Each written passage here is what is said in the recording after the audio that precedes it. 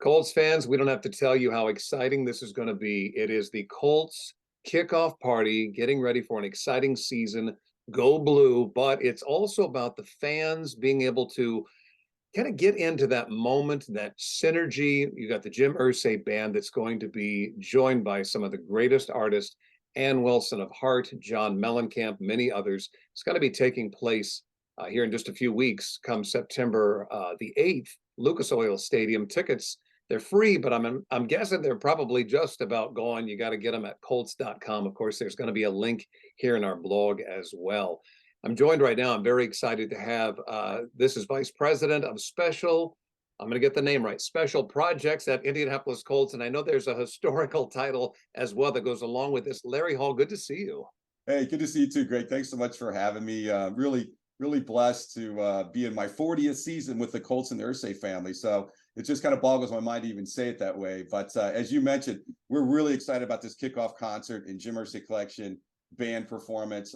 This will be the 11th one we've done from around the country. The second one here in Indy, right? So we did one last year. But right. It's just a wonderful time for people. And as you mentioned, you better get tickets quick, right? They are free, but you do need a ticket. Colts.com, JimIrsayCollection.com, either one of those two places. Come down and have a great time with us.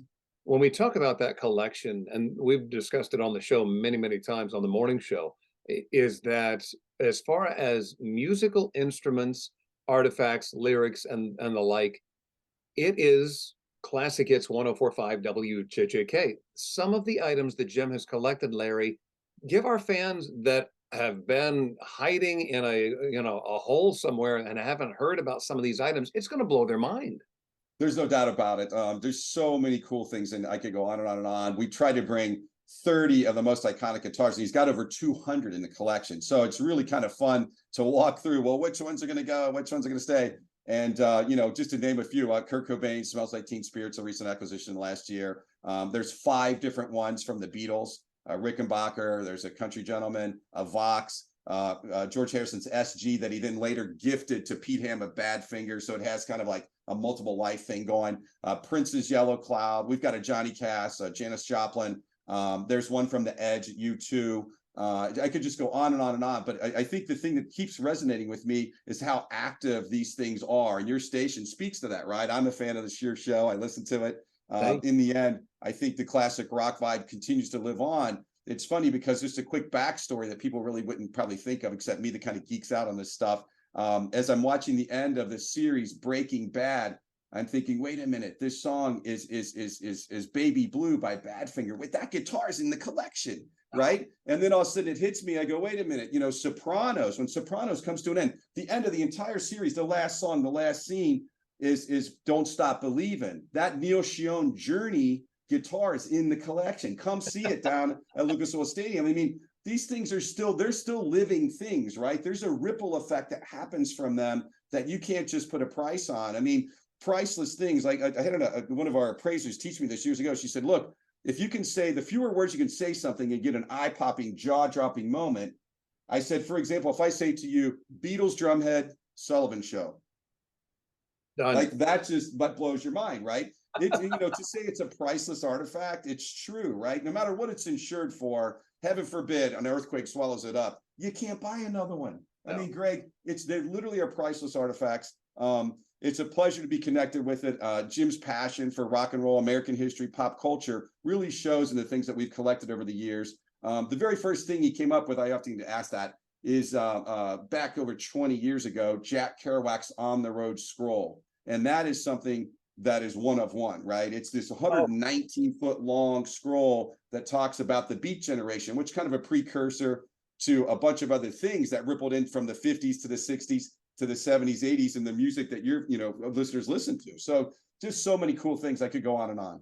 It is unbelievable. And we got to give props to Mr. Irsay, the fact that he's sharing this, the fact that fans are going to be able to see this September 8th at Lucas Oil Stadium, the fact that this also goes out on tour. You and I both know, Larry, there are people that are also music aficionados that are collectors of these types of items.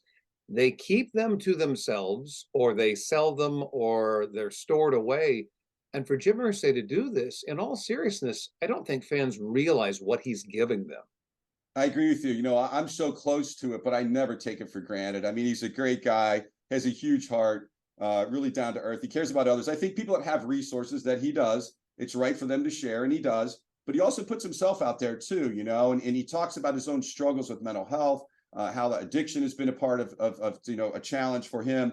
And you know, the AA Big Book is a part of the collection. And the Irsay family started Kicking the Stigma is a charity that's to help focus on the care and awareness of mental health. So to your point, has a huge heart, does it all at his expense. There's no expense to anybody that comes to the show. The artifacts obviously are just incredible to see themselves. And then you add to it this show, you know, the regular band's phenomenal, you know, with Kenny Wayne Shepherd, Mike Mills, Mike Ramos, Kenny Aronoff. I could go on and on. But Ann Wilson from Heart's going to be there. John Mellencamp recently announced he's going to play some songs with the band as well. Steven Stills, what an icon Steven is. And then the lead singer from Peter Wolf from the Jay Giles band will be there as well. So it's an all-star band. I think it may be go well into the night. So come down and see us and have a great time. I got to ask you as well, Larry, when it comes to other artifacts, I know we've talked a lot about the music, and that in itself is just so beautiful and impressive. But Jim Irsay has also looked at other pieces of historical artifacts that I think, again, for fans to realize he has this in the collection. What's one of the items that may really surprise and impress somebody watching this? And there's so many. We have JFK's rocking chair, Abraham Lincoln's pocket knife that was gifted to him by the Sanitary Commission of Philadelphia. I think the one that really just jumps out at me from a historical perspective is the founding fathers recognized the Declaration of Independence was completely fading. They needed to have a replica made as soon as possible. 1820, they commissioned a guy named William Stone.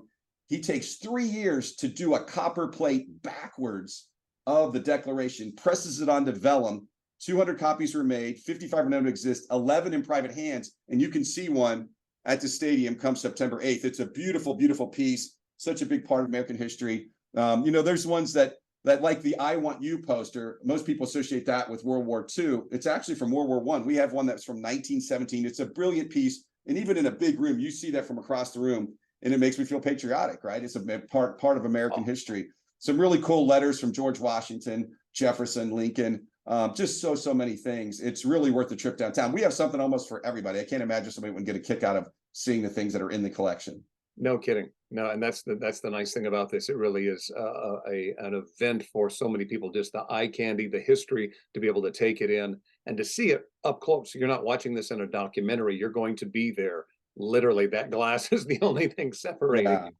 Get really, really close to that. Just real quick, I think I may have mentioned it to you off air, but Guitar Magazine, January last year, greatest guitars in the world, Jim Irsay Collection. This was their 400th edition, special edition that they did. It's the last one they printed in paper. They're still cooking on digital, but that's quite the tribute that was paid to the collection. And I think it goes without saying, you know, there's so many iconic people that but Jim Irsay talks about the Dylan Goes Electric guitar and how the historical significance of that one, kind of tying American history and rock and roll together.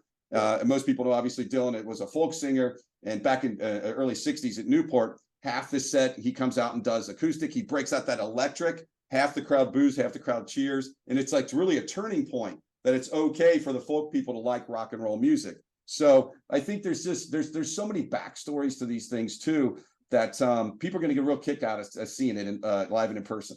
Most definitely. Again, this is happening Friday, September 8th, downtown Lucas Oil Stadium. Colts.com is the website. That'd be the quickest, and there should be a link here in the blog for you to get tickets. It's free, but you have to get the tickets while they're still available. One last question I got to ask, Larry. What would be the next item? Does Jim ever hint at something, or has he mentioned something lately that he has an eye on, or is there something he gravitates toward maybe? You know, anything that is the top of field for us is really going to be where we keep our eyes out. You know, is Muhammad Ali's first ever championship belt. I mean, things like that are just top of class. Obviously, Tiger, Jerry Garcia's guitar is one of one. The Black Strat from David Gilmour. You know, one thing he missed out on many years ago before I was involved in the collection was a Wilson volleyball from Castaway. And we finally got one that was screen match, came from the prop store. So we know for sure it's all been done. But we really don't have a specific target in mind right now. We've had things that we've acquired privately, like the Secretariat saddle. the saddle that was worn 50 years ago this year. Secretariat won the Triple Crown. Oh. And I got to meet Ron Turcotte, the jockey. God bless him. Unfortunately, he's a paraplegic now. 1973, Secretariat wins the Triple Crown. 5 years later, there's a horse racing accident, and Ron Turcotte's this Canadian country gentleman. We got to meet him when we acquired the saddle, but they reached out to us. So that speaks to Jim Irsay's heart and his willingness to put himself out there, because they heard about the collection, heard about how we tour with it, and Ron really liked that idea. He liked the fact that Jim Irsay was taking these artifacts around the country and show them off to different people. I mean, obviously, this is our second time being in Indy, but we've been to Nashville, DC, Austin, LA, Chicago, New York, San Francisco, Vegas, and there's more in the works. We've even talked about taking it to Europe in 2025. That's a world tour would not be out of order at all. Matter of fact, I would imagine there would be, what country would say no, that they're not interested?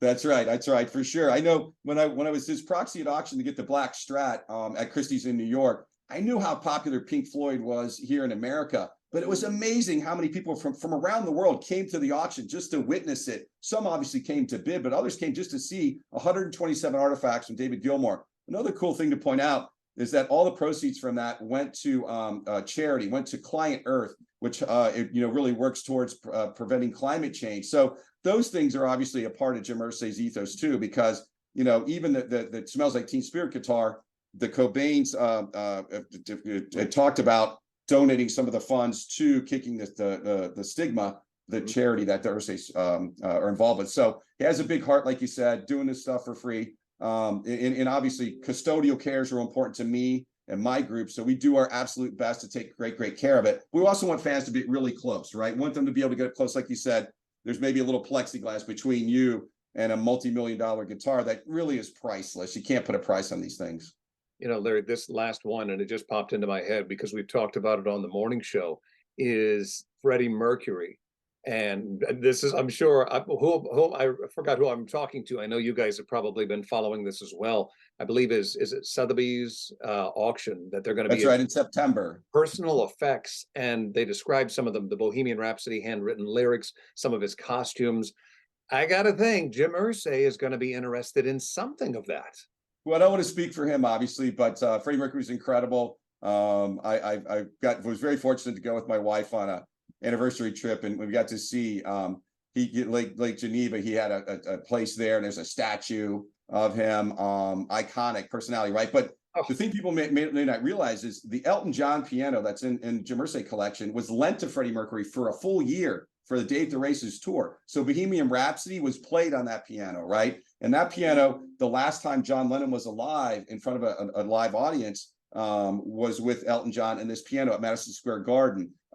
It was taken from lacquer black to lacquer white, and Paul McCartney played Let It Be at Live Aid in front of 1.9 billion TV viewers. So that particular one is sort of like the Forrest Gump of pianos. I'm not to discredit anything that may come up in the auction. Sure. That's going to happen in September. But certainly we look at any of the big auctions that involve icons like Freddie Mercury. We'll take a look at that and see what we think might be a good fit for us. In the end, we have our eyes and ears open for almost anything.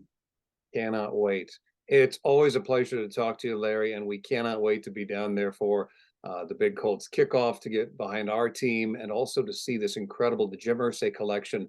As you and I said, we barely even scratched the surface. So we will look forward to being down there and being a part of it. Larry Hall with their Indianapolis Colts. Thanks again, Larry.